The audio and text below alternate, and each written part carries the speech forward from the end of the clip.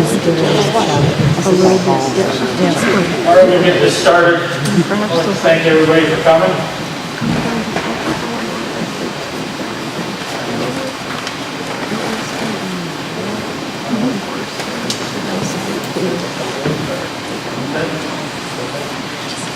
All right, we'll do the pledge of allegiance.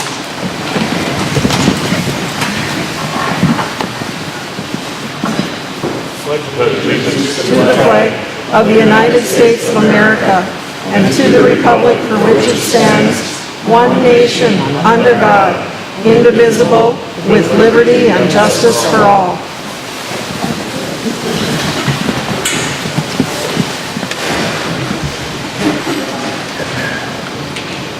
On behalf of the elected officials of Walworth County, we'd like to thank you for coming here to try to get that information about the bond issue to be voted on the November ballot. Our goal for this meeting is to provide as much information as possible to you, the voters of Walworth County, so you can form your own educated decision and not to express our opinions. We will start this meeting by reading the ballot question and two options. First, we will explain what would happen with both the responses. We will then explain the new facility and what it has to offer. Second, we will explain the annual payment of the new facility, the cost of operating the facility, and what it will cost you, the taxpayer of the county. Finally, we'll open for questions and answers. You may direct a specific question to any one of us to answer. Please limit your questions of this new facility only and refrain from giving your opinion about this. We are here to give you as much information as possible and not to express opinions. Ballot bond issue. New Law Enforcement Center. The state's attorney explanation. Shall Walworth County, South Dakota issue its negotiable contingency bonds in a registered principal amount not exceeding $10.5 million issued in one or a series, bearing interest at such rates as may be determined by the Commissioner, payable and maturing from 1 and not to exceed 30 years after the date of issue, for the purpose of financing a new law enforcement facility, furnishing and equipping of the same. Yes, Walworth County will issue the negotiable contingency bonds and proceed with the construction of a new law enforcement center. If no, Walworth County will not issue its negotiable contingency bonds.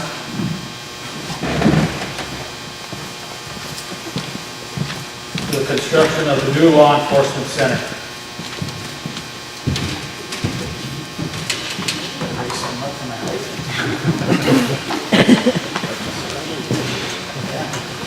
New facility. This new facility consists of not only a new jail, but also a new law enforcement facility, an emergency operations center, public elevator for access to all 3 floors of existing courthouse, and increased security for the courtroom. To build a new facility at $10.5 million, the annual payment would be approximately $700,000 per year for 30 years. The projected annual operating expense for the new facility is $1.25 million. This cost does not include additional hiring of qualified kitchen staff, medical personnel to be on staff. The annual operating cost will be closer to at least $1.5 million. This will be a total of approximately $2.5 million, $2.2 million per year for payment and operation of the new facility. What will it cost to you, the taxpayer? The estimated additional tax to everyone is 60 cents per thousand value. A house valued at $300,000 would have an increase of $180 added to what you are currently paying. A quarter of land, 160 acres, valued at $3,000 per acre, would have an additional tax of approximately $288. And land valued at $1,300 per acre, which is average in Walworth County, would be an increase of approximately $125. I guess now we'll open this up for questions and see if we can answer them for you.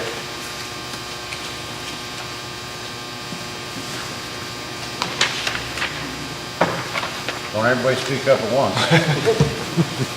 I have a few questions. I started researching this to try to see if I could. I started researching this to see if I could try to bring the two sides a little closer together, because one's on the right and one's on the left. And running the figures from 2017, one I found where the jail is getting tagged for all the expenses from the Walworth County inmates, but there's no, whether the money's transferred there or not, but there should be a line item that shows what the Walworth County inmates should be bringing in for revenue, even though we're responsible for them. But going through the figures, everything was coming out as an expense, but in 2017, we had 3,909 days served that were inmates of the Walworth County Jail. And nowhere in there was there a credit or shown as an asset to the county. So at $95 a day, the county would be paying out $320,000 that should be shown somewhere that shows, we're liable for these, whether we're getting the money for them or not. But we're showing all the expenses that include by them, but the jail isn't getting credit for any of the money that should be coming in, if that makes sense. Any questions on that, where I'm trying to get at? Well, I'm trying to figure that out, I guess. So when you're coming up with the expenses for the jail, we're showing the expenses for all the additional counties and then plus the Walworth County inmates. And then when we're showing the revenues for the jail, it seems like we're just showing what the federal inmates are bringing in, what the BIA is bringing in, what the additional counties are bringing in. But we're not showing what we as a county would be paying for these inmates, which should be going to, technically to the jail somewhere, even though the county is responsible for it. Because if we transfer them out, we're going to have to be paying that, in 2017, we would be paying $320,625 for our inmates if we close the facility. Well, that's where I think somewhere along the lines there should be a line item somewhere in the budget that shows this is what Walworth County inmates are bringing into the county, even though the county is responsible for it. Well, I think what you're saying is basically we could just charge ourselves for the same amount, that's what you're saying, isn't it? Right. Well, I think, yes, not necessarily charge ourselves, but at least show what the revenue would be to the jail, per se. Because right now it's not showing anywhere. Goes to the general fund. Yes. We did have a report from the jail that in 2017, we did have a total of, I don't have the exact figures with me right now, but we did have a report of our total inmates for 2017. And that averaged out to, I can figure it out real quick, our average total was 10.7 inmates per day for 2017. And so if you multiply that out, the figure that we got, to multiply it out by $95, which is our charge for out of county, I believe that figure came out to about $341,000, I think, somewhere right in that figure. Right. So we did take a look at it from that perspective, but then you still have to take a look at what was budgeted for 2017. So we're still, even if we didn't take any out-of-county people in, we're still showing a negative balance of around $700,000 if we didn't take any out-of-county people in. The BIA, they only pay us $85 a day. U.S. Marshals only pay us $65 a day because they don't think that they have to pay any further than that. So, I mean, if you take a look at it, could we charge ourselves $65 a day because that's what BIA is charging us? Or we're getting from BIA, or from US Marshals, or the $85 rate from the BIAs. Is that negotiable after a new jail is built to That would put be, everything across the board, so it's not, this guy pays $65, this guy pays $75, this guy pays $95? Can you standardize it even though they have to negotiate it, let's say $95 for everybody? that is an option after we would build a new jail. Right now, it's not an option because we don't fall into compliance with National Corrections Institute standards. But with the new jail, we would have that potential to increase. Correct, with the new jail, because the jail would be built to National Corrections Standards Institute standards. And then also a question is, a while back, they were talking about they were going to build a jail and lease it to the county, and then after so many years, it would be turned back over to the county. Is that still an option where we could do that, where we wouldn't have to raise taxes then? No, we kind of went away from that, I guess. Maybe Jim's got some of the answer on that. In that deal, they were gonna come and build us a jail and then lease it back to us. And we might have given it 30 years for $1. But as we looked into it, we weren't gonna get the facility we wanted. They were gonna build us the facility they wanted. So we went this other route and hired an architect and a consultant and sat down with them, I don't know how many times, for 2 or 3 months, and come up with a facility that we think would serve this county for 50, 60, 70 years. And another question to Josh then. So in your figures, you have that BIA will give us 25 inmates, and 10 inmates, and the federal government will give us 25 inmates. Is that guaranteed then, per se? They've agreed, but there's no guarantee on it. The 25 was on the U.S. Marshal end, and with a negotiated price between 85 and 95. We ran numbers on that. The initial, with 25 inmates, total of 365 days, it was well over that $700,000, which would be the payment for the facility.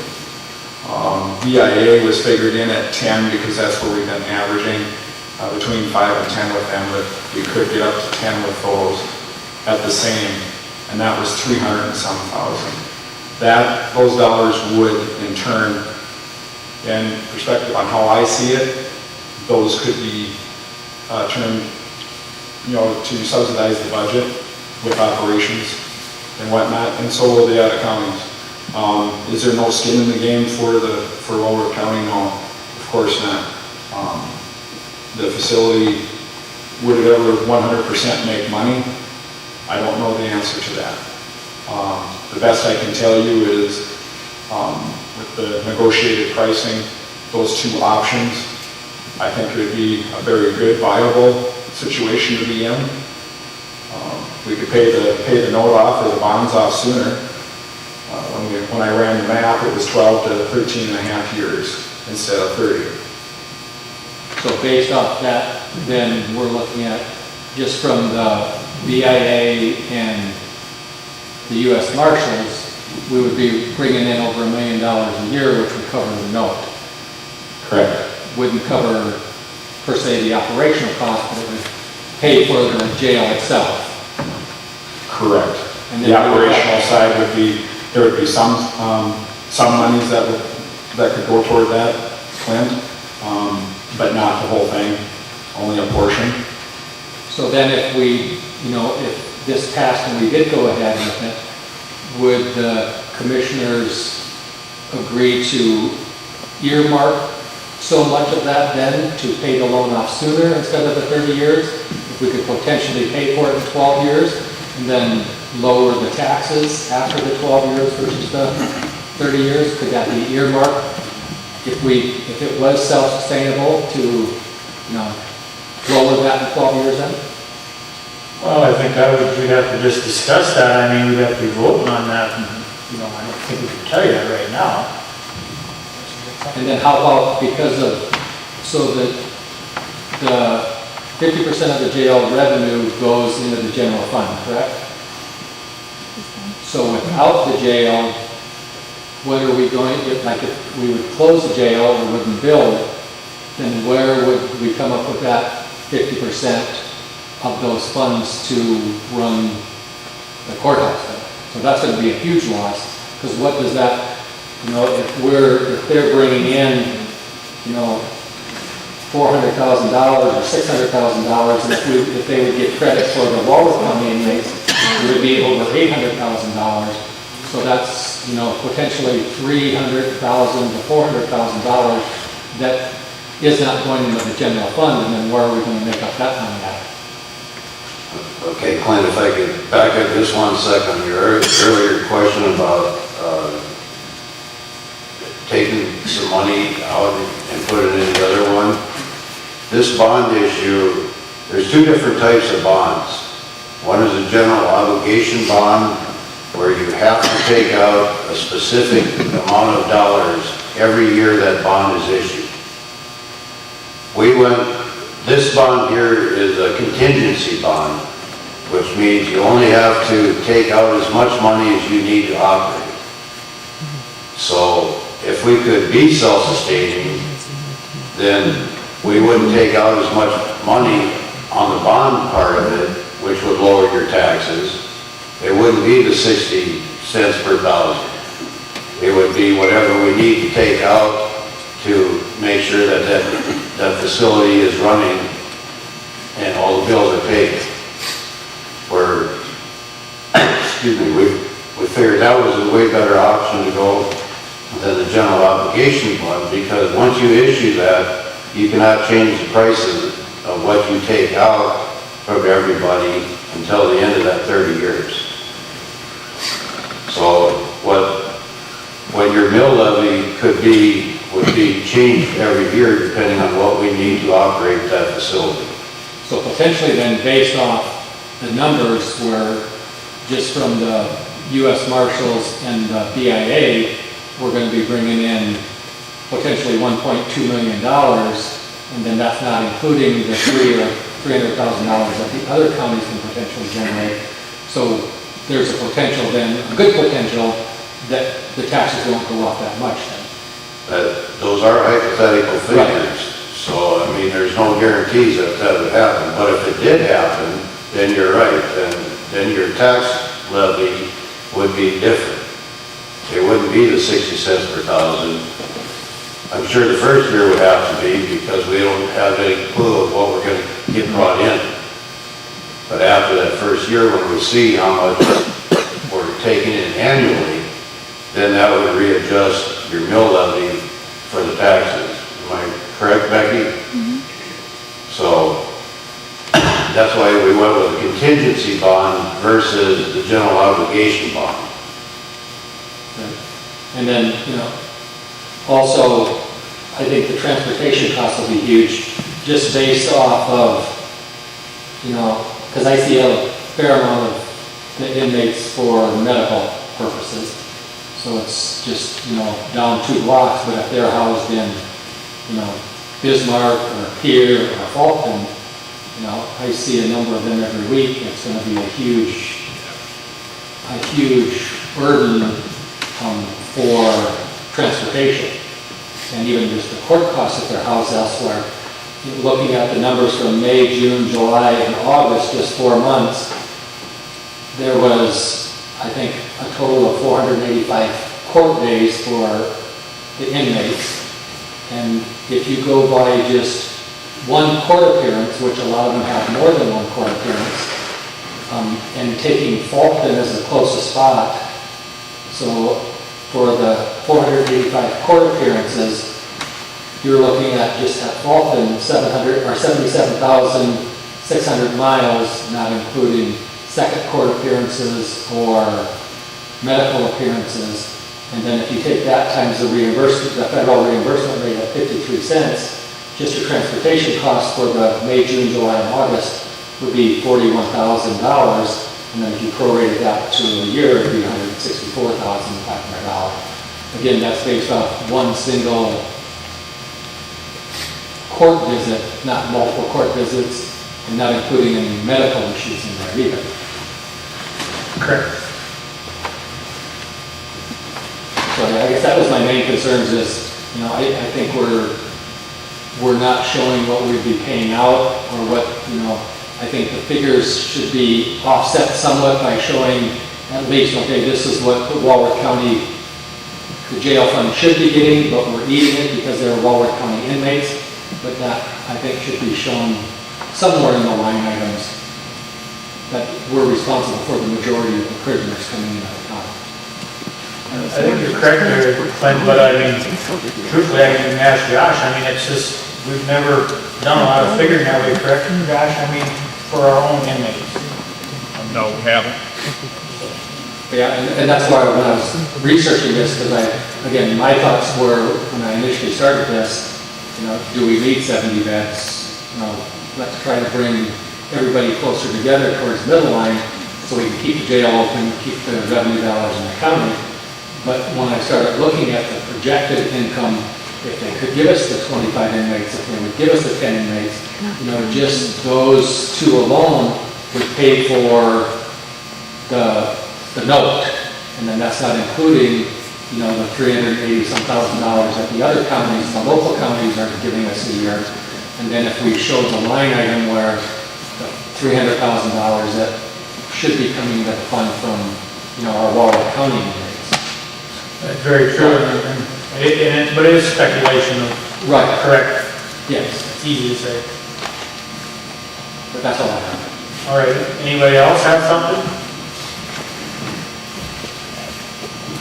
Yes. Either one of them too, Brian. This is probably based more towards Josh, but bear with me because I'm trying to figure out how I'm going to say this. But in Mulberry, South Dakota, everybody has heard, well, let Mulberry worry about Mulberry. But if you pick somebody up in Mulberry, they become a prisoner of Walworth County, or do they become a prisoner of Mulberry? Who's going to be responsible for hauling, transporting, and all that? As far as the arrest, but at the point of arrest, Pat, Yes. would be, let's say, Mulberry Police Department. They're responsible to get them from A to B, B being the jail, wherever that would be designated. But yeah, they transport right now to the 20 miles, right now. But once they're transported there, after the arrest, let's just say Mulberry has to run to Fulton. Now, is it Mulberry's expense, or is it Walworth County expense to bring them back for court dates and all that? Walworth County. Okay, thank you. Reasoning for that, the charge with the state charge, it goes to district court, which is under Walworth County. Very seldom that they go to court on a municipal charge. My question deals with employees. I think a lot of us are concerned because we do see a turnover and wondering, will the new facility help remedy some of that? Is it working conditions or wages that creates this turnover? That's the first question. Second question is, if we build a new facility at the number that's being proposed, capacity-wise, does that represent an increase in employees over what we currently have got? Because one of the concerns I have is we have trouble staffing what we have right now. How are we going to staff a newer, bigger facility? And then let's just say we decided we're going to downsize it and build one half as big, so 32 or something like that. How many fewer employees would there be with one that size versus the one that's being proposed? So it's a 2 or 3 or 4 part question. I'll let you answer however you want. Boy, did you muddy that up. Hopefully I can answer it the best I can. Right now, we're budgeted for 15 employees over in the jail. We're trying to schedule so that there's 3 per shift. A lot goes into supervising the inmates, folks. It's not just watching screens. These people are the jail administrators here. You can attest to that they're making the meals, they're doing the laundry. There's a lot of times that they're out of sight from those inmates.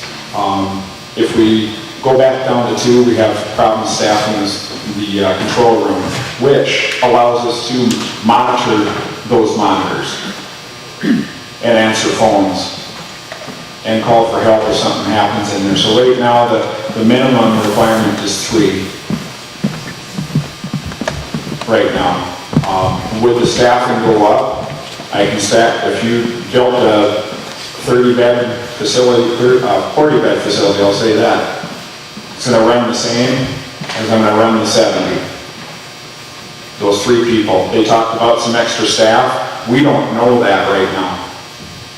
We talked about part-time staff for cooks. We did have one. That person retired. But the staff is still doing the cooking, the laundry services. None of that is outsourced. So a lot of duties go into that job. The staff put up with a lot. Would a new facility make a difference? I think so, just on the fact on how we'd be able to manage the inmates. New booking area, holding facilities, holding cells, or lack of a better term, drunk tanks. There's times we can use 8 to 10 of those. 2 psychiatric holding cells. We deal with a lot with mental illness. Suicide attempts. Our big thing, we're so rural, this is our safe place. Most of these people are belligerent. Hospital can't take care of them, they come to jail. That's not the place for them, but that's what we have until we can get them out. So at some point in time, I mean, it's a huge responsibility. And I assume that as I'm in charge of the jail. And I assume that responsibility because I'm elected by you guys. And I'm here to tell you, we got to do something with that facility.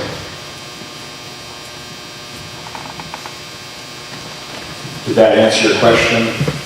Bottom line is, employee numbers will not change whether we're at 40 or 70.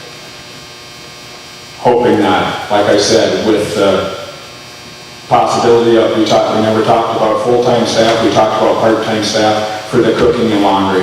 Other than that, possibly 2 more positions. But as of right now, no. And just also, I'll throw this in there, we already have a part-time nurse on staff. She is PRN, which is as needed. She averages anywhere between 16 and 17 hours each pay period. This last pay period was what, 13, Justin? She takes care of all of our medical issues, the monitoring of the inmates, med pass. She has to do the first initial med pass, which is a huge liability on the medical side. People come in with prescriptions. We just can't give them their prescriptions. They have to go through a class. But a nurse has to make sure that that is passed first initial pass, and then the med pass staff can pass it after that.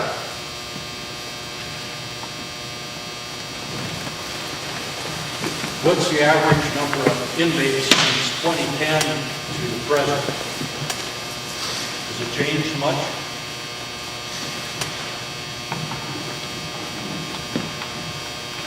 Because the expenses have gone up considerably.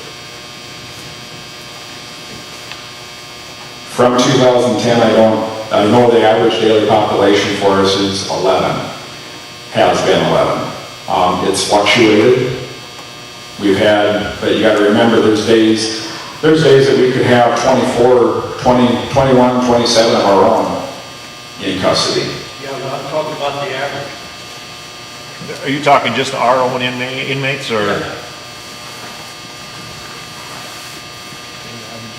You should know that. Our average right now is, our ADP, average daily population for our inmates is 11.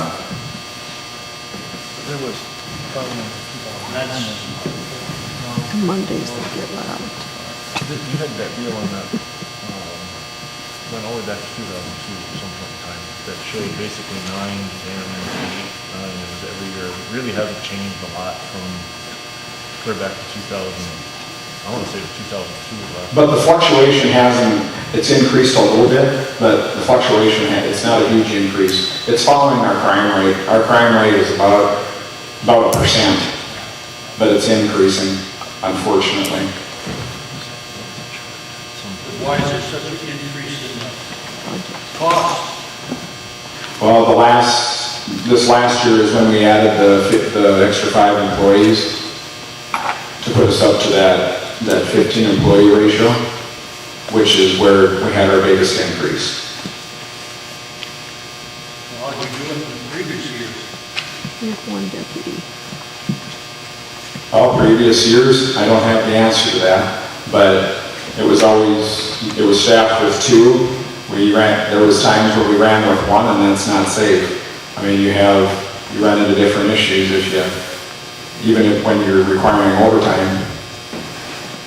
There's going to be overtime at a 24/7, 365-day operation. I might add, I was on the jail committee in 2015. Kevin asked me to serve, and it was, we've increased about an average of about 2 prisoners per day in the 2 years, 15 to 7. I didn't bring my file with me, but I know that's what the numbers are. But that sounds about right.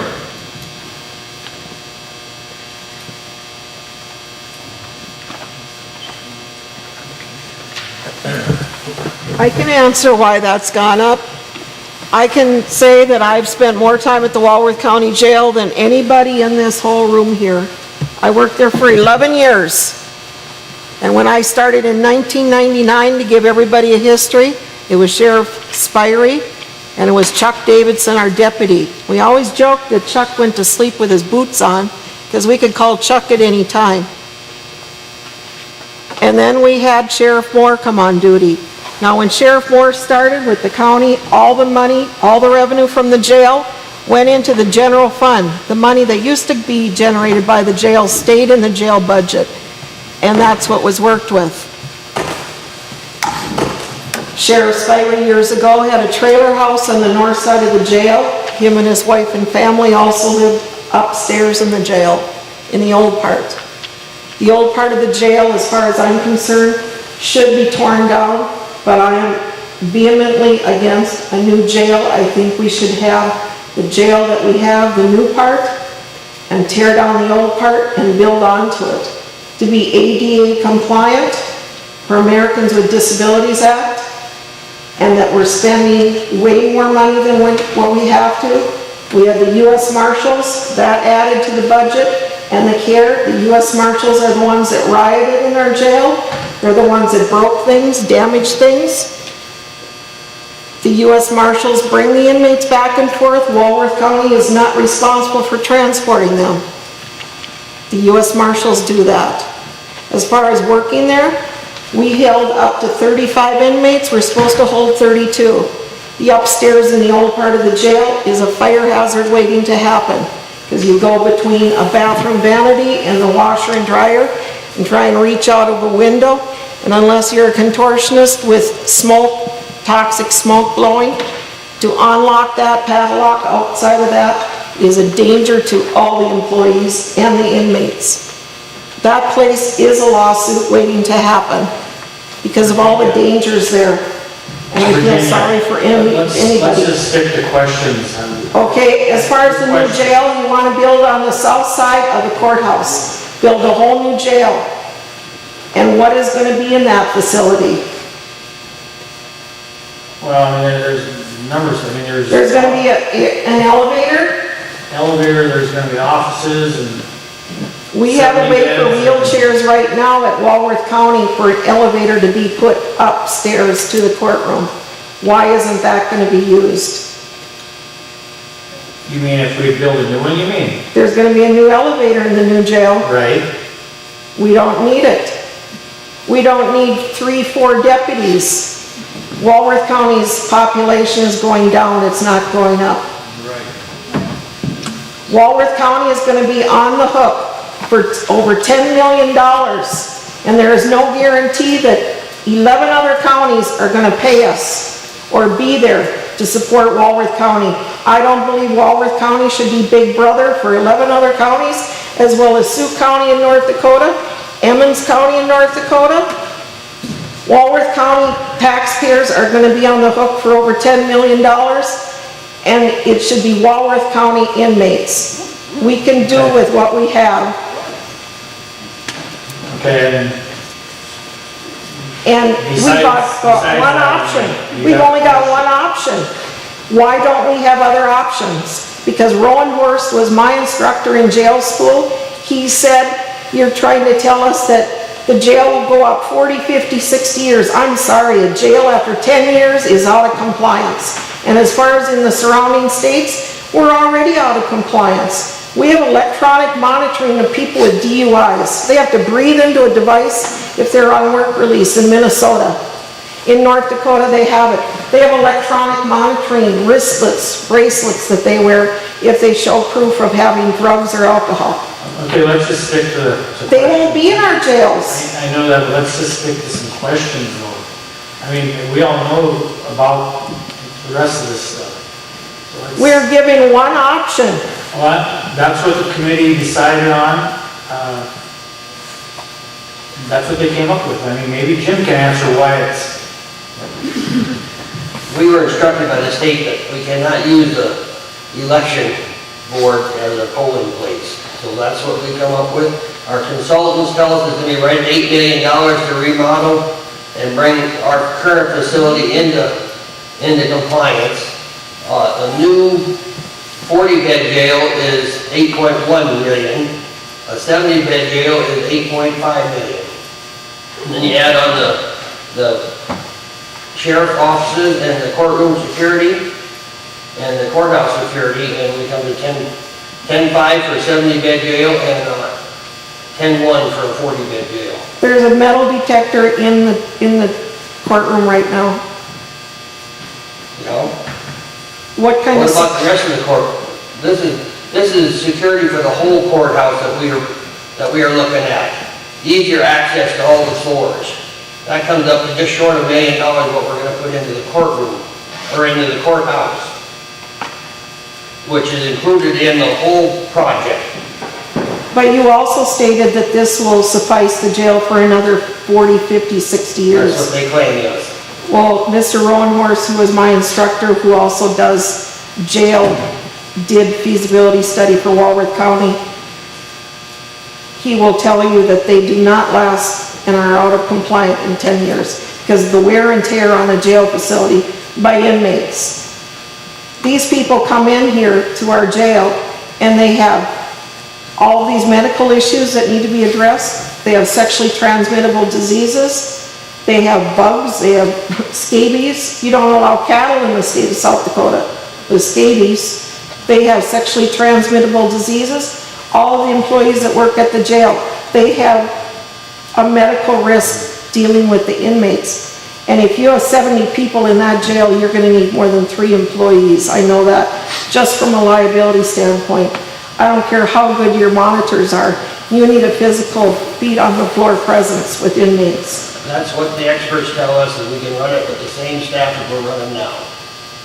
Are you going to house juveniles?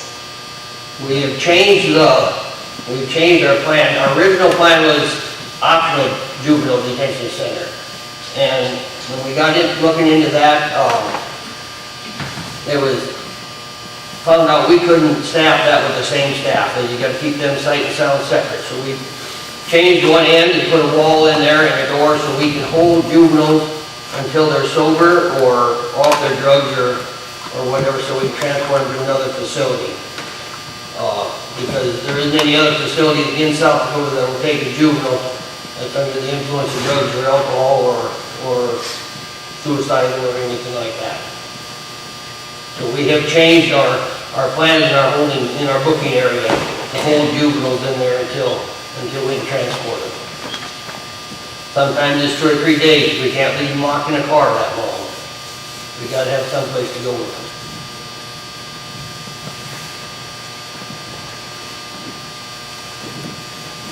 Yes, sir. Is there any prospect to get any type of commitment from counties that have historically used our facility? Well, we kind of talked about it, and nobody seems to really want to do that. Let's just put it that way. Yeah, there's one to the north that agreed to it, but that's it, out of the 15 to 18 of them, so that's where it was left. Is there, I guess that's concerning to me, should it be? So what can we do about it so that if we struggle paying for it, that we aren't stuck with the whole bill when they want it as probably as bad as we do? They probably don't need it as bad, but they probably want it as bad. I guess they just don't want to pay it, I guess. Jim, do you have a comment there? You were reaching for that.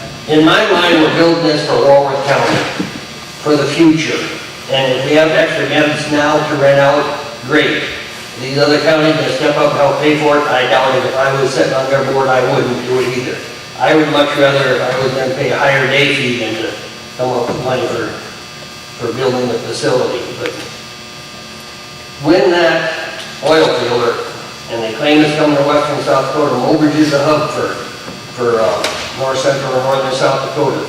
When that oil field comes into South Dakota, our jail will be full of Walworth County inmates. There is no doubt in my mind, talking to people in western North Dakota, we will fill our jail, and it will be all Walworth County expense at that time.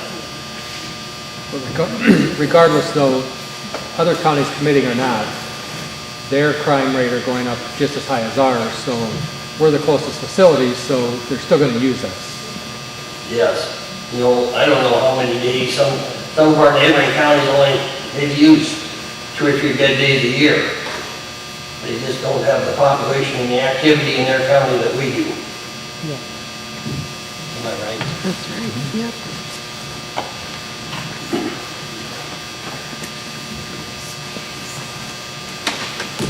Just one other quick thought. If we have 11.7 inmates per day, 10.7. okay, 11, just say 11. Has anyone did the math on what it would cost a year to do all that out of county? And then figure out what an ambulance runs will cost, because I know them will be in there. And like he said, the transportation back and forth. It makes you wonder how much money would be going out of this county. You might be getting your 60 cents one way or the other way. You want some of that, Josh?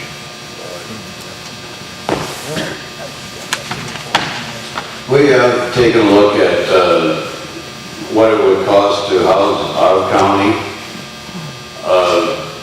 We currently don't have a contract with anybody out of county, but we can get one. You keep bringing up the 60 cents or 53 cents, wasn't Clint for? That's the government rate. I was just going off the government rate for mileage. Government rate for mileage.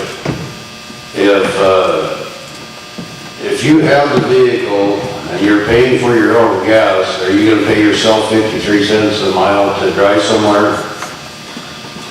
No, When you go out and check your cow's pad, are you paying yourself 53 cents to drive out? but you're gonna have depreciation because you're wearing a vehicle out. I understand that. And that's where that 53 cents is coming from. That's where it is. It's the wear and tear on the vehicle. And the We understand that. So we know there's gonna be travel costs. Depending on where we go, Clint, was one of your things with medical. Any of these new facilities, like Faulkton, they have a medical facility inside there that they do have.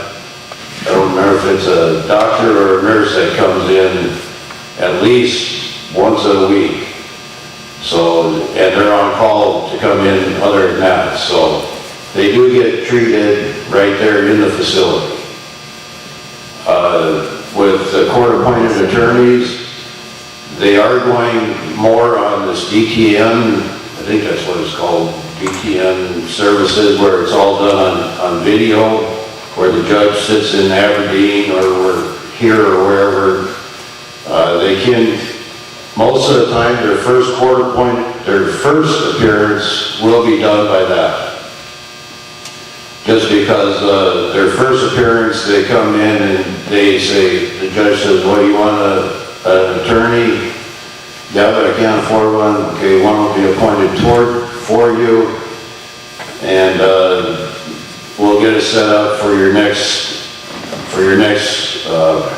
hearing. Second one, they go in and that's how they plead. Then if they plead guilty, then they're going to have to, most of the time, the final one, the judge wants to see them stand in front of them. So if they do go to a hearing, then they will have to be transported back, probably to Selby, to go to court. Because the judge does like to see them face to face for their final.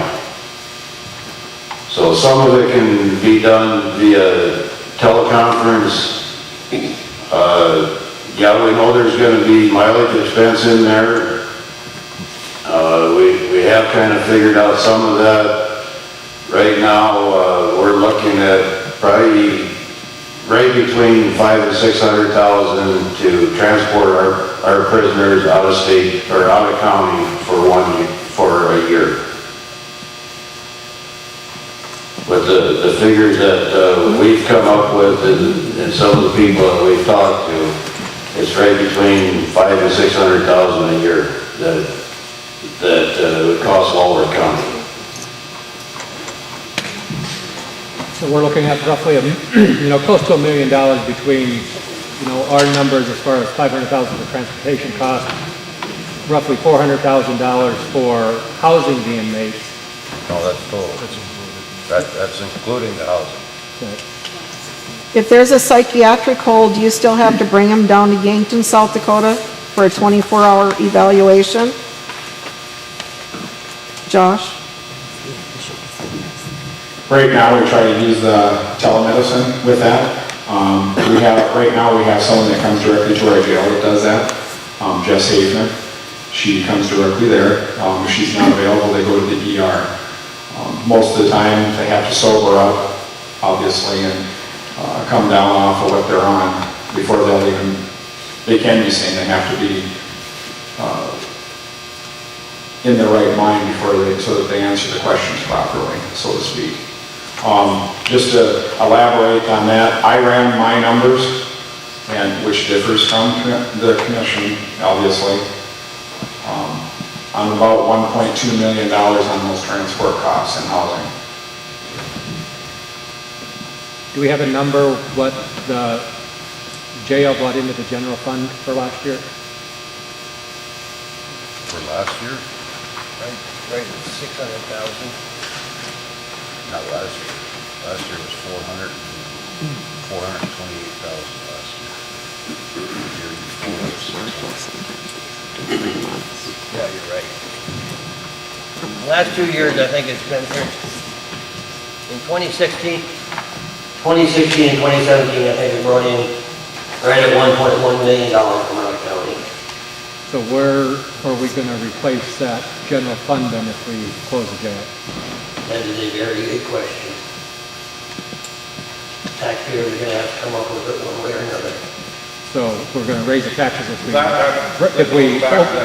build the jail, or raise the taxes if we close the jail. But then we save 1.078 million for wages and what the budget for the jail this year was. We would save that on top of it. Unless the numbers are somewhat accurate that Josh has, where the jail would be paid for by just BIA and U.S. Marshals, and then the other counties would support the operational costs. That is speculation. Right. But if that speculation is correct, then it would pay for itself. This is more of a question for the commissioners up there that are businessmen. But, how do I want to say this? I got it. I've never known you to be short of words, Pat. Well,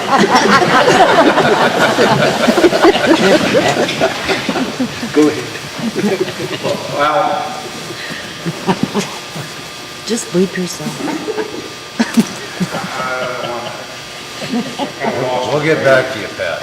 what's the comparison between building a new facility and housing our inmates in Falmouth? Jim, you should probably address this because you're pro. Repeat your question, please. What's the cost?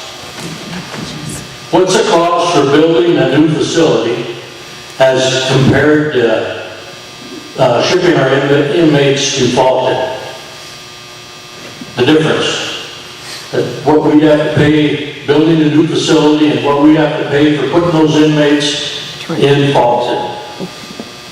Because I think you alluded that it's going to be cheaper.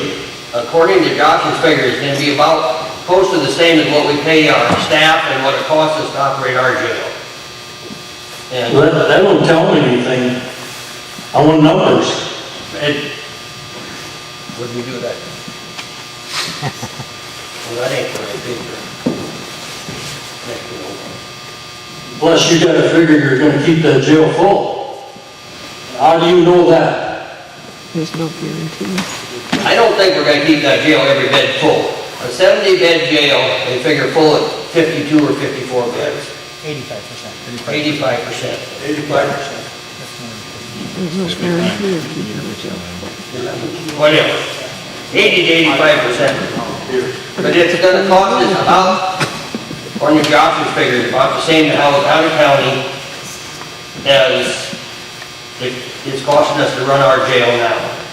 We go out of county, we get no other income from any place else, U.S. Marshals, BIA, or anything. That's what the difference is gonna be. And we have used that out of county income for many years to subsidize our budget in this county. Give me some numbers. 1.1 million to house out of county and 1.2 million to operate our jail, the current facility. And they don't expect it to cost any more operating new one than what we're paying to operate this one. Kevin just said it costs about $500,000-600,000. Yeah. This is the number that Josh will give us, and Well, I'm talking about you as a commissioner. You had to research this, didn't you? our consultant run all the numbers that he got from Becky and from Josh, and he's thinking right at $900,000 a year to begin with. When we go to another jail, we have got to outbid the U.S. Marshal and other people that are wanting those bids too. Like Josh said, U.S. Marshals will bring us 20 inmates a day. Well, if we're gonna go to some other place that's full, like Hughes County or Huron or any place else, we're gonna have to outbid them, and we're not gonna be able to put 20 people in a facility 365 days a year. Some days we're gonna need 30 bids, some days we'll only need 10. But the big difference is do we wanna cut out the out-of-county income? And does Walworth County wanna foot the bill for everything? Like I said, in 2016 and 17, we brought in $1.1 million of out-of-county income. Last year, I think they said it cost us $300,000 at the end of the year to run our facility. By the time you subtract the out-of-county income, ballpark $300,000, that wasn't even, but And if you show the expenses of the Walworth County inmates, then it's a wash, because that, last year, you would have been paying like $385,000 if you showed that line item like I was talking about earlier. Justin might be able to correct me. Last year, if we just took Walworth County inmates, it was like $212 a day is what it costed the taxpayers of this county. Overall, with all of the inmates, it cost us, I think, 76 or something like that. Maybe it was 86, somewhere in there. So if you take the Walworth out-of-county income out of the picture, it's going to cost Walworth County a lot more money. Clear your mind? now I kind of remembered how I wanted to say this. As long as I have to pay taxes, I want to support the people in Walworth County. So, to me, it would be kind of important to keep the jail here to support the people that are here. Just as I look at it as a group of commissioners, when you're bidding on a piece of machinery from Walworth County as commissioners, everybody should be given a shot in this county that's an implement dealer to have that. Because we're outsourcing, you're outsourcing your money, it's going out of county to support Brown County at CAP. It's going outsourcing to Fulton now to house your prisoners. You're out, the money's leaving the county, but you're going to raise my taxes, I'll guarantee it, one way or the other, unless you're going to guarantee me up there that there's no tax increase when this jail is closed. Because I don't know where you're going to get the money to run the other stuff when the jail has been supporting it. So that was my thought.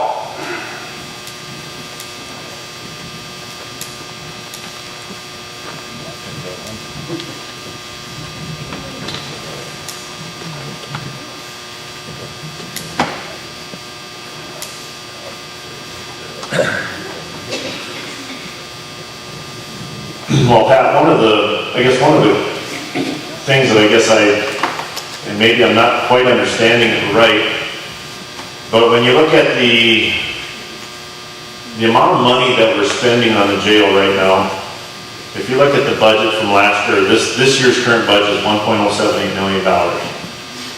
The majority of that is, if you look at that and you take that apart, the majority of that is basically wages. I mean, wages is going to be the biggest factor of any part of that whole picture. So, if we are shipping our inmates out of county, we're not going to have that wage cost. Okay? So, I mean, to me, that's a wash in itself right there. What we're spending on wages, not that I want to lose jobs in Walworth County, but what we're spending on wages basically covers our transportation and housing costs by quite a bit. Okay? Now, what we've got is we're going to have a transportation wage that we're going to have to pick up out of that. Okay, so whether we have 3 people or 4 people to transport, so we're not going to lose all those jobs if we did that, but we will definitely lose some positions, and unfortunately we haven't had the ability to get all those spots filled anyway. So it's not like we're going to lose a whole pile of jobs if we do end up closing. We're losing basically a matter of probably, what do we currently have, 10? We're too short, so we have 13 in now? Okay. So, in that case we would be basically looking at 9 jobs if we would have four people for transportation. Well, 9 jobs, we basically figure that right at $60,000 a person when you figure all the benefits and everything else. So that's, you take that's $540,000 a year that we're going to save just in wages not having this jail. On top of that whole thing, when you look at this new facility, you're going to have a $700,000 a year payment. And, our budget, if you look at our budget for what's happened in the past 10 years, it's just basically done a straight up line curve. I don't foresee this new facility changing our budget to where it's going to start and going back downhill. Our budget is going to continue to grow. We don't have any figures in this new jail. There's nothing figured in there for maintenance down the road. 10 years, 5 years, all the water heaters need to be replaced. There's none of those dollars are figured into that cost. We have just pure cost of the facility, pure cost of labor. We're using estimates as to what we think it's going to be as far as the proposed budget. The dollar that we've got for the cost of the jail, the $700,000, that's a pretty close guesstimation. But there's the difference. I feel what we've got to remember, if we take and send them out of county It's not that it's going to be a total cost. It is a cost, but there's going to be a definite savings in budget costs. Okay, I can go along with that, but so now you're gonna guarantee me you're not gonna raise taxes because when you close this and you find out that it costs, instead of $95 a day to house a prisoner, it will cost you $140. And pretty soon your taxes will change. And once again, it goes back to we're not supporting anybody in the county, we're supporting out of county. But Pat, that could easily change even if if the jail is here too. I mean, you're just saying if it changes out of county, if we have to go to Fall County or somewhere. But it really isn't, it can go either way. Will we save that $500,000 a year in wages to support the general fund?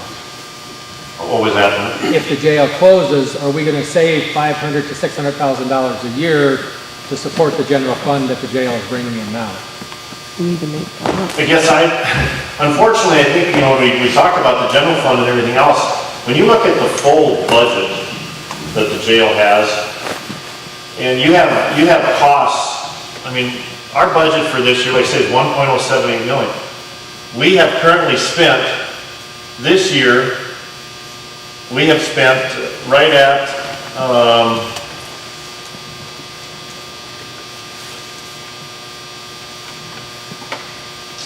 let's see.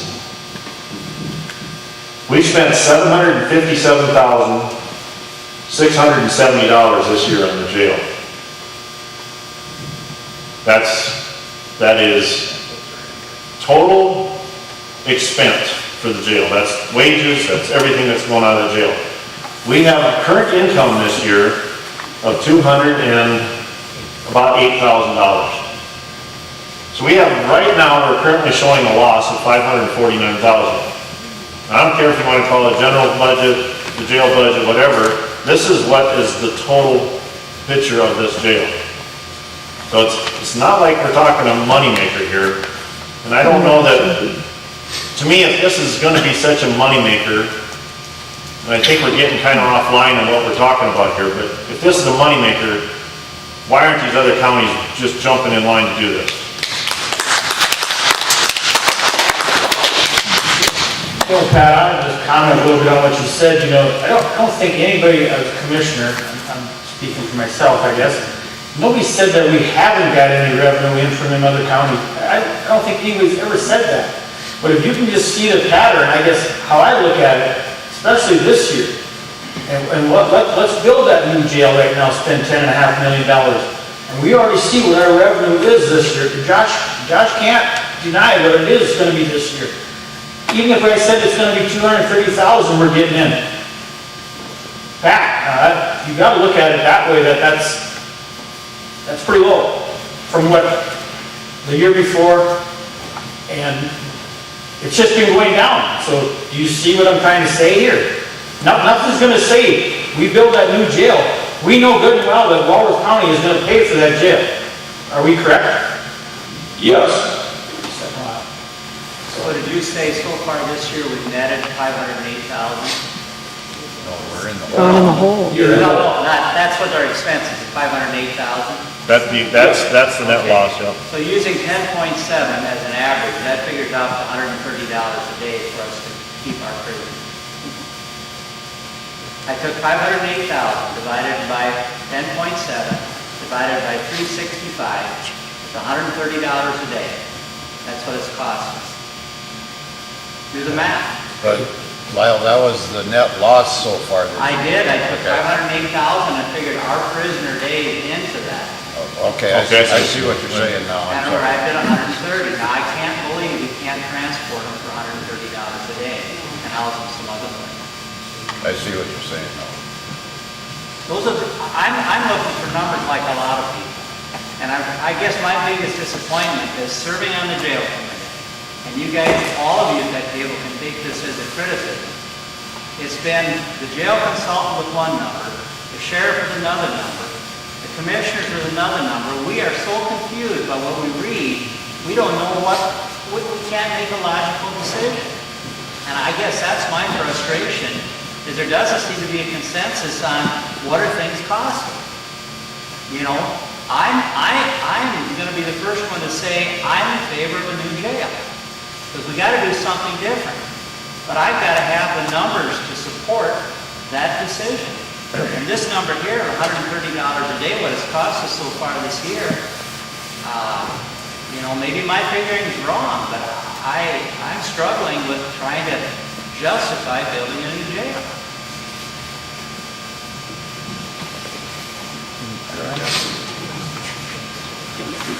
And I agree, there's a lot of different numbers out there, Lyle, depending on who you want to believe. A lot of it started with the consultant. And I know you was on the board, the initial jail board back in, what was it, 2015? That some of the numbers didn't add up back then. We're not necessarily saying that we're going to close the jail. Come November 6th, our next meeting, I think, is going to be on the 8th. After the election, our next general meeting, our commissioners meeting will be on the 8th. Then we're going to have to sit down as a commission and decide what we're going to do. The two options we have, continue running the jail the way it is now, and maybe just house Walworth County inmates and not worry about the out-of-county inmates. Or shut it down for a little bit, house them out, see what it's going to cost, and while we're doing that, maybe take a look at what it would cost to either refurbish the jail at a smaller rate than what it was that we had one done before, 8 million or 5 million or whatever it was, or build a smaller facility that we can just house basically Walworth County inmates. So we got some options there, but we want you guys to help make that decision. Before, there could have been 3 people in Walworth County to make this decision. I would rather have my vote counted as one of the 5,000 come November 6th to be a part of that group, to have my vote counted there, instead of having one of 5 trying to decide 10.5 million of what you guys are going to spend. If you guys agree to it, then I'm all for it too. But I think it's your decision to make, not 5 people's. I agree that all the costs for the jail are going to constantly go up. Your costs for gas, your costs for medical, your costs for food. All those costs. A jail is not meant to generate money. Jails lose money historically all across the nation. That's a known fact. It is our obligation as a society to take care of those who have broken the laws to have an orderly society. But I do not believe we only have one option for this county and for its employees that work there from a liability standpoint, as well as for the whole county from a liability standpoint. Something needs to be done, but I don't believe there's only one solution. And there isn't. That's why we got different options that we have to weigh out depending on the vote. I mean, I'm not making it, I mean, everybody knows exactly how I feel about it. I was voted in as a commissioner. I worry about Walworth County. I'm sorry. What happens in the other counties, I guess, truthfully, it's not my problem. That's their responsibility. So I worry about Walworth County. I hear the talk about shipping our prisoners to Buckley. And what happens if Buckley doesn't take our prisoners? Because right now they have a bunch of them from Sioux Falls, I understand. So, okay, do we have any guarantees of someplace that will accept our prisoners if we don't have a jail here? No, we don't have no guarantee anywhere that, we haven't signed anything. So what that boils down to then is going to be a bidding situation where the highest bidder gets the beds at a prison. If we have to ship them to Hughes County or whatever. I'll answer the first part. First off, Falcon's not a guarantee. Brown County is not housing. They did a $2.5 million project and they never fixed their bed issue. They made some fixes and some renovation, but never fixed their bed issue. So therefore they're not housed, or they're not taking any out of county. Mike Lighthole, Hughes County right now, they can't take any. I couldn't take them my 11 if I wanted to right now. Fulton, I can't. Beagle County, that's not a guarantee either. That's 3 hours one way.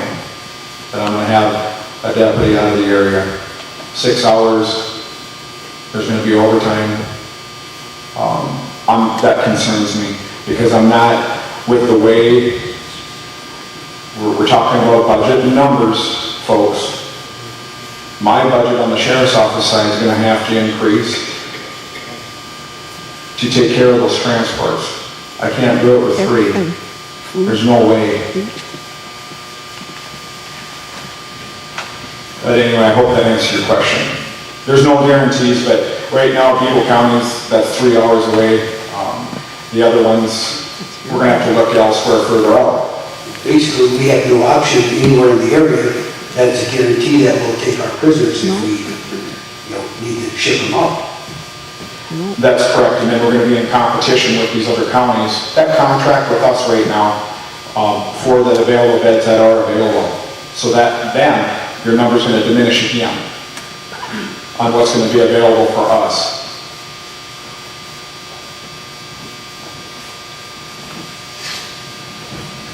It's a little late in the game, but it would have been nice if we had an option when we're voting, a new facility or one that would just fit Walworth or keeping the old one. It would probably, more people would have been able to express their opinion that way, but I know we're late in the game to do that now. I guess the only way I can answer that, and you're right, I understand that, I agree with you. It was the consensus of the committee that brought it back to the commission. The 70 bed being the best viable option, and the one that I thought of, because we've been dependent on these revenues all the time, as far as taking the tax burden off of you folks. I'm not in favor of taxes either. But it's I don't know, I don't have all the answers either, but there is a lot of dollars there that are going to go away.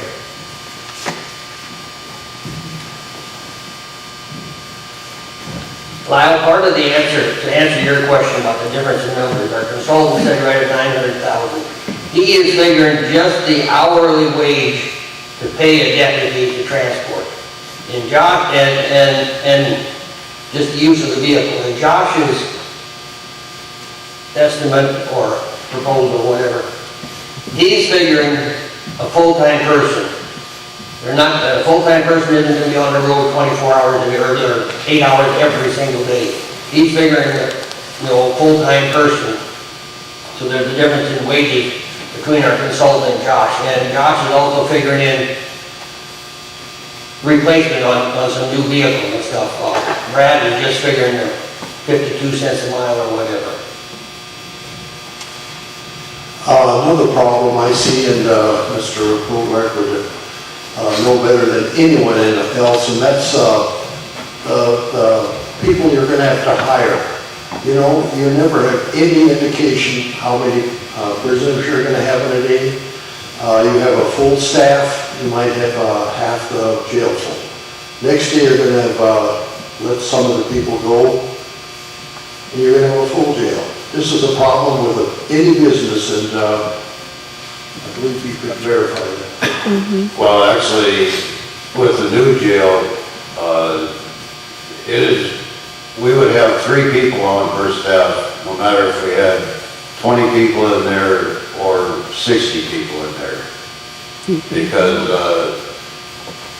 we take in a look at the liability issues. One of them persons has to be locked up in a control center their whole shift. That leaves 2 people out on the floor to do bookings, to take them to the cells, to get them out for transport out of the county or whatever. So there would be 3 people on per shift, no matter if there's 20 people in the new facility or if it's full at 60. The 70, if you run it as 85%, it's 59 people. So if you have 60 people in there, that's about the max that we would hold, would be 60. Except for special occasions, of course, but, so you would still have your 3 people on the whole time. But you're right, the hiring, it's tough to find help around here. And with the turnover rate now that we've had the past 2 years, it's gonna be tough to find people to work. In 11 years, I trained 46 people. It could be 10 minutes and I'd turn around, I wouldn't have somebody working with me. You'd expect to have 2 people coming in on a shift, people wouldn't show up. You have the sheriff, you have the deputies that would have to come in and help the jailers because you wouldn't have enough staff. How about, we all know it's feast or famine in any business. Holidays, first of the month, weekends, we see an influx. So you said you've had as high as 23. So if we have a limited number of transport people on those first of the month or weekends, when we potentially get incarcerations for 8 people in a night, 9 people in a night, where are we going to house them when we only have a limited person to transport, anywhere from 2 to 6 hours? You know, potentially everybody could be on the road, so what are we going to do for housing on those peak times, first of the month and weekends and holidays when we have an influx of inmates coming in when we have limited transport? What are we going to do as a county to secure those prisoners until we can transport them out?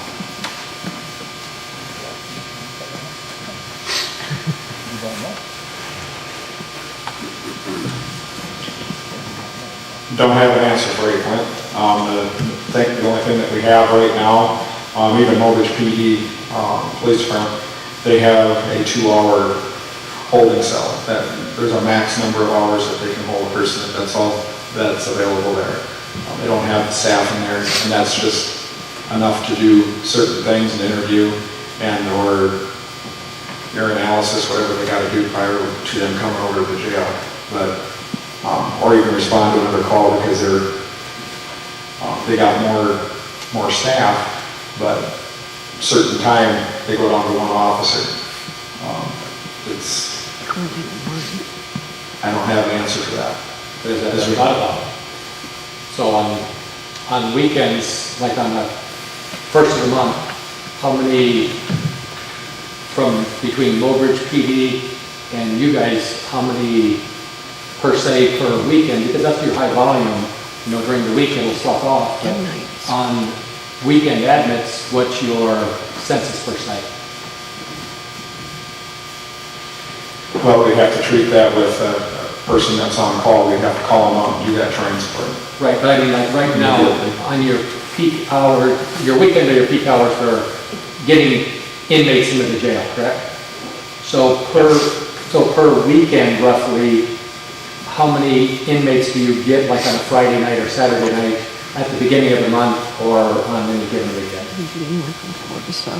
Can be 6 to 8. We've gotten 9 on one day.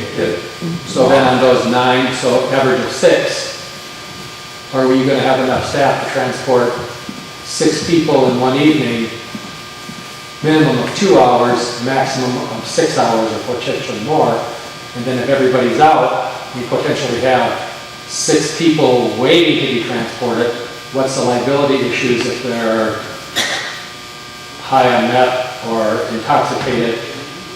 What's our liability issues for not having a place for them to go in, and where are we going to keep them waiting for transport? Obviously, the liability is going to go up. We need to get them to a secure facility as fast as we can and make sure that they're monitored correctly. We also, taking on the responsibility when we house at another facility, we have to make sure that that facility is in compliance also.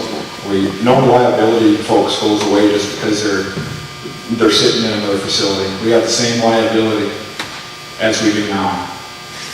But I'm asking that, we're gonna have to have a place for them to house our inmates currently while we're waiting to transport them. And that's gonna need staff to watch them while they're incarcerated here locally while we're waiting transportation. That's correct, we don't have that set up right now. So that's gonna have to be figured in the budget too then. Correct. I'd like to kind of answer that a little bit on that. You got to keep in mind too, though, not every prisoner is picked up outside of, like say, Mobridge. What I'm saying is Mobridge is going to deal with, let's just say that the jail is closed. I'm just saying that. There's not a jail. Mobridge, we did talk about that earlier. Mobridge is going to deal with Mobridge. They're going to transfer their own. So is that kind of answered? Everything is not just going to be on Walworth County. So Walworth PD will be transporting the inmates they pick up then? Correct. So just so we get that clear, I mean, are you seeing what I'm saying there? Yes. So I mean, it's not all on just Walworth County. Okay. Just wanted to comment on that. So. But chances are Mobridge isn't gonna hire more people just to transport either. Well, So we're gonna have to. they might have to, I mean, I'd say we don't know that. But I mean, it's very possible that they'll have to deal with their own. But we potentially may need a holding cell for them while we're waiting to transport. But that's Mobridge though. If they're in Mobridge, that's Mobridge. So I mean, you're saying it, so I mean, we gotta deal with Walworth. Right. But that's where I think we need to get it, like everybody's saying, we need more accuracy with the numbers. So start keeping track now of how many Josh brings in on a typical weekend, because the weekends are gonna be high volume. I work in the ER, you know, they're coming in drunk, they're coming in high, and, you know, in some facilities, they shouldn't be going to the jail, they should be kept at the hospital, but for some reason, they're going to the jail, because it's, you know, it's a huge liability issue for the medical facilities too to release them, and technically, they shouldn't be released, but they are being released. So that's where, you know, trying to get an accurate number of how many then is Walworth County bringing in on a weekend, because that's your high volumes. Are they bringing in an average of 4 people or 6 people, just Walworth County, that we will potentially have to plan for either housing them for transportation or getting more transportation available, which is going to increase the expense even higher. Okay. Anything else? No. Yes, Lyle. Do we know exactly what it costs us per prisoner day to house a prisoner? I'm talking, forget about income. I'm talking about the expenses at the end of the year divided by the number of prisoner days. Should be really easy to calculate what it costs per prisoner day to keep a prisoner. So let's go back to 2017. And my question is, if we know what that is, are we charging enough? I got it someplace. Because I did my quick math on what we lost so far this year, it come to $130 a day. And I'm thinking, wow, maybe we're not billing for every prisoner. You see what I did? Yes. That's assuming we don't lose more than $508,000 this year. Maybe that number isn't accurate. I don't know. Last year, the cost per inmate per day was $89. It's gonna be more this year because our staff is not filling that jail as full as they did the last couple of years. They housed more on county last couple of years. They cut it back this year a little. We just need a few more criminals to get our costs down. I don't think we're gonna run out of them. But for liability purposes and stuff, and they're trying not to use the upstairs facility we have now, so they haven't been housing as many prisoners per day average as what they have in the last couple of years. That's correct, Scott? Do we know what like the average of Hughes County or Beetle County is, what they charge per inmate? Josh is having the total number of inmates costs. Falk County, I think, is 85, correct? Falk County is 85. Hughes, I don't Beetle is 80, and Hughes is 80.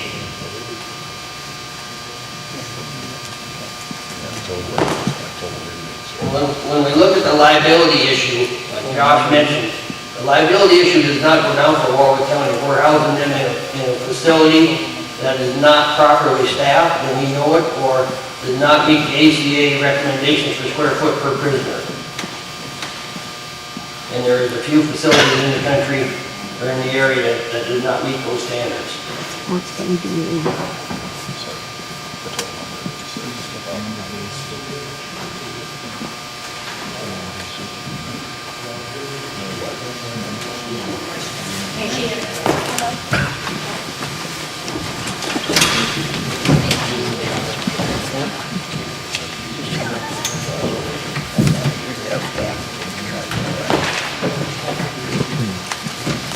I have a couple of questions. Was there ever any research done when you guys are talking about that it's minimally more to build a 70 bed than a 40 bed, and that the cost is not going to go up? To me, that doesn't make a lot of sense, because just square footage as far as maintenance. And so my question is, over a period of 20 years, 30 years, however many years you think this jail's gonna last, the difference in cost per year maintenance-wise of a 40-bed facility versus a 70-bed facility, for example.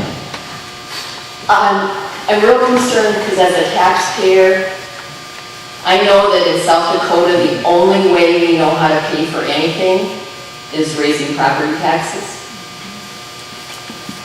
And that's a real concern for a lot of us sitting here, and it should be. We're also, we're looking at a lot of things that fall on the backs of fewer people, and I'm thinking our population of your taxpayers is going to go down. I think the population of maybe where our prisoner draw is maybe going to go down also. So I'm thinking that, so maybe my real question is, if the voters say, no, we don't want to do this November, is it possible to make a smaller facility, more viable tax-wise?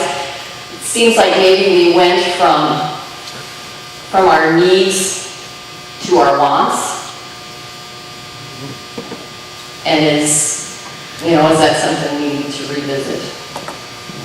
Okay, I was on the jail committee when we started doing all these surveys, and I can tell you how we got from the difference between a 50 bed and a 70 bed. The square footage is the blueprint on the ground is the same, no matter if you got a 50 bed or a 70 bed. The only difference is we put a second level inside of the pods, on some of the pods. So building up is cheaper than building out. So that's where the $300,000 difference was between the 50 and the 70. When you're talking 10.5 million, is 300,000 that much difference? It is, but in the scope of things, we didn't have to increase any of the jail staff. They said it wouldn't affect any of the utilities, such as the water, taking hot showers, heating, air conditioning, everything would be the same.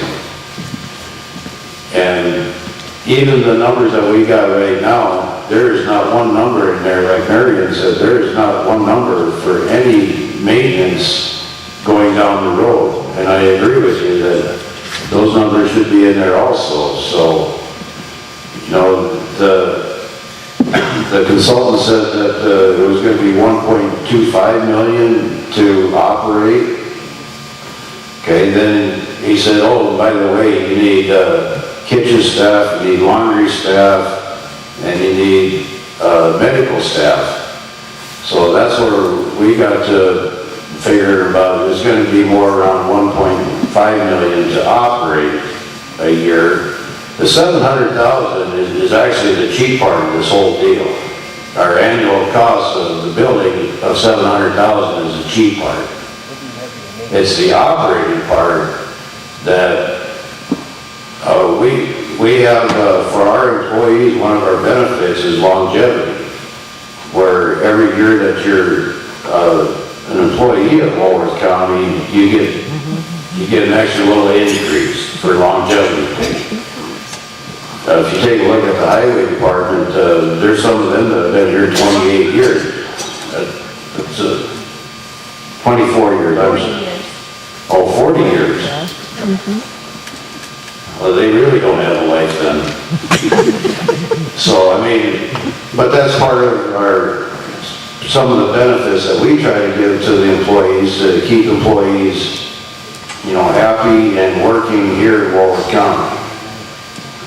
So, I mean, like I said earlier, there's nothing that says that depending on the vote that we're not going to look at a smaller facility and see what we can do.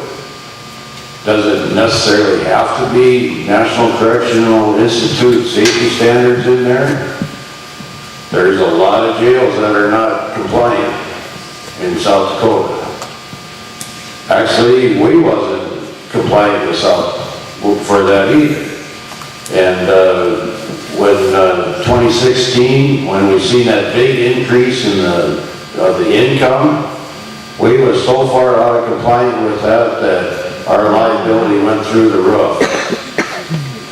Just because we crowded them in there to get the numbers up, to show that we could get people in there. So now that we're back down to where it's a comfortable level where our liability is down, then you can see the decrease of the amount of income that we get.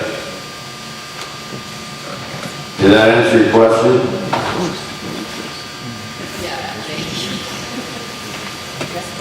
I have a question. Like she said, that jail we have right now is an accident waiting to happen. Say something does happen and there's a lot of lawsuits. Okay, so Walworth County's in a lawsuit. Who pays for that? We do. We do. Where does it come from? Our taxes? Marina, that's gonna happen no matter if we got a brand new jail. I mean, you gotta look at it both ways. I mean, no matter what we have.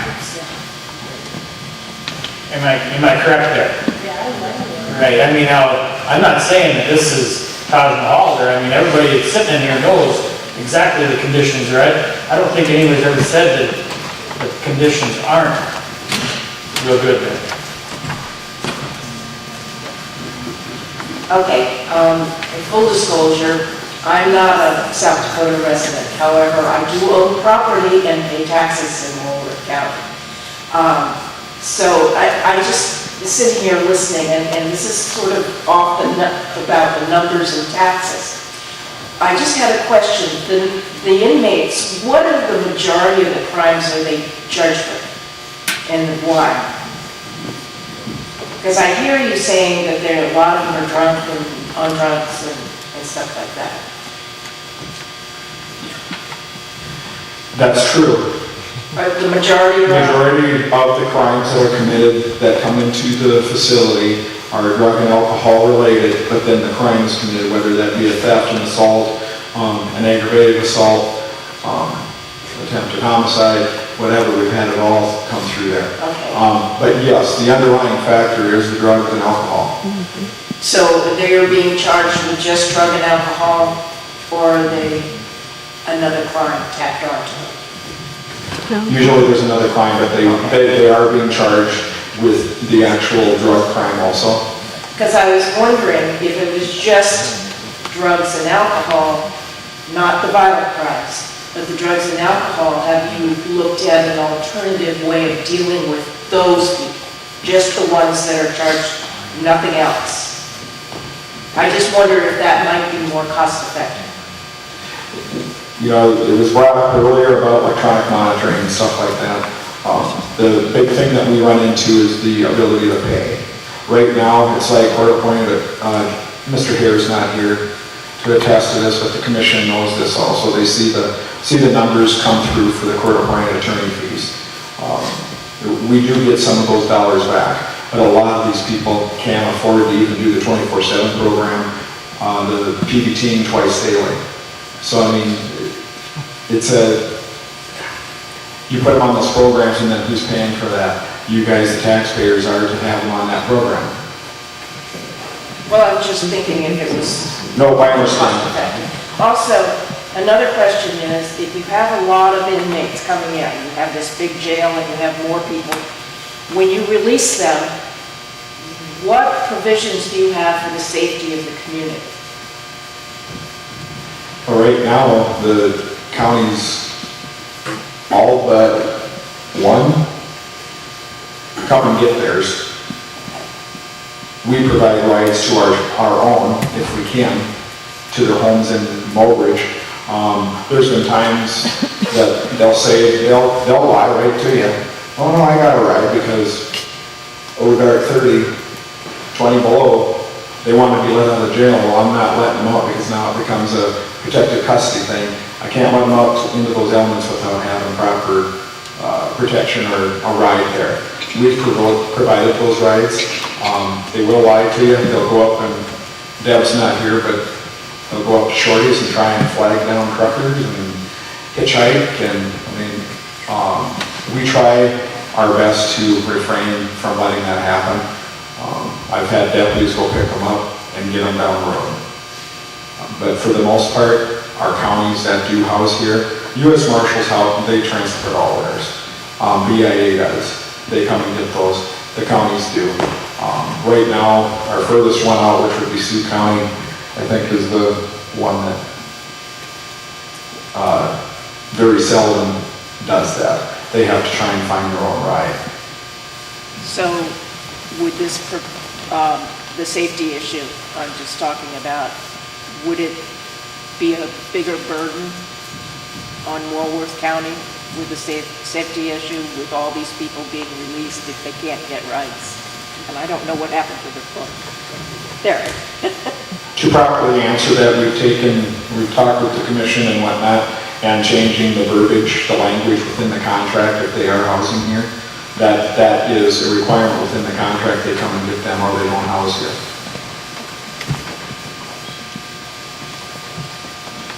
I hate to be the one to keep talking, but I'm going to. So the $1 million that it's costing us, we budgeted this year, a little over $1 million for housing our prisoners. Just based on my calculations, that's about, if all we housed was Walworth County prisoners, would that budget number go down? Or is that really what we need to be spending, is $1 million? If we didn't take any outside prisoners in, we'd be spending $1 million, correct? It would be real close. You could take off the groceries, which I believe last month, Justin's crew fed the inmates for 97 cents a meal. So if you take that $1 million, it depends on how you want to look at that. That figures out a little over $190 a day just to house our prisoners at $1 million a year. Yeah. So, it's good if we got a jail that we can bring outside prisoners in, but if we don't get any outside prisoners, that's $193 a day based on my calculations. Yep.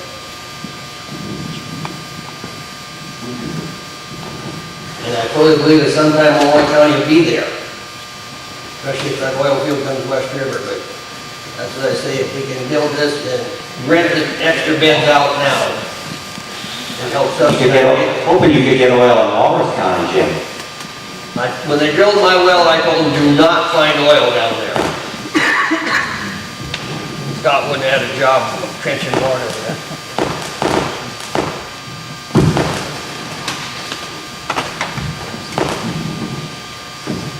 Lyle, I don't know how you calculated that with your $170 at $1 million, but according to the numbers, Josh had down here, he's got 3,090 days served in 2017. Divide that into a little over $1 million.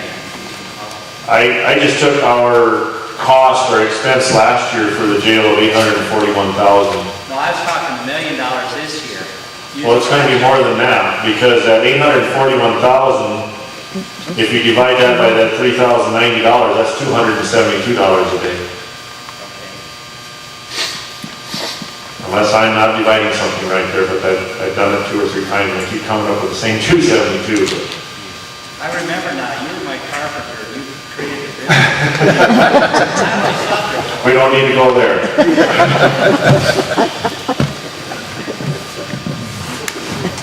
I had a lot of overtime on that job. Does anybody else have anything else?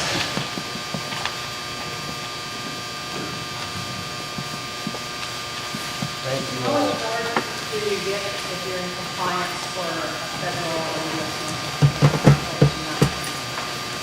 I didn't hear you all, Desi. How much more do you get if you're in compliance for a federal or U.S. Marshal prisoner as opposed to not being in compliance? What's the different rate? You talked about if we were in compliance, we'd get more per prisoner. Less liability.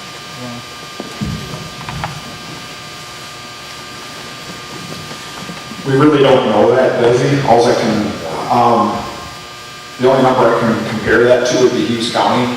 When they built theirs, they negotiated a price, their U.S. Marshals paid $83. And that's 12 years ago already, when they first negotiated that. But that was because all the compliance issues that they do have now and in the facility. And obviously better staffing, all the compliance issues as far as the PREA regulations, the square footage regulation per inmate. There's several different things that go into that, but 12 years ago at $83. And I don't know where we would be at if we'd have to get past November 6th and then try and negotiate with them again. I think I would come in relatively close, which is why I used that $85 and that $95 per day when I did my cost analysis and potential revenue.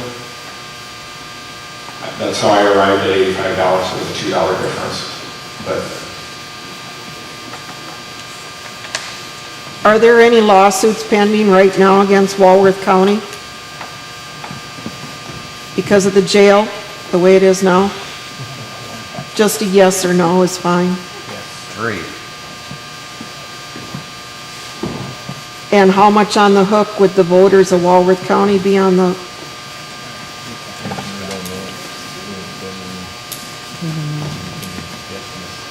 We can't really even guesstimate that. I understand we got 3 or 4 other books, but all pretty frivolous. One of them is suing us because they say we fed them roadkill. Them little thugs got nothing else to do but sitting there and trying to dream up ways to make money. And the way I understand, they're pretty good at trying to figure it out.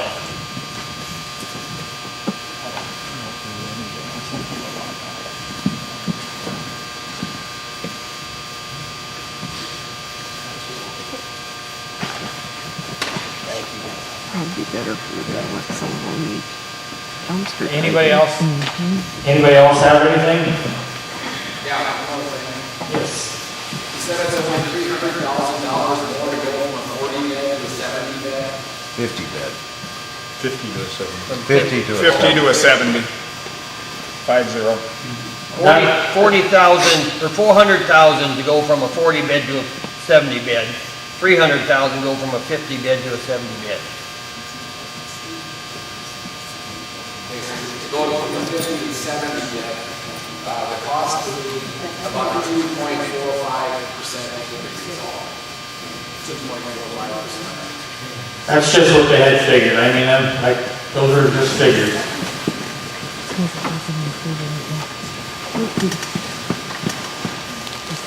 Anything else, anybody? Thank you all. I'd like to thank everybody for coming. Thank you. Thank you.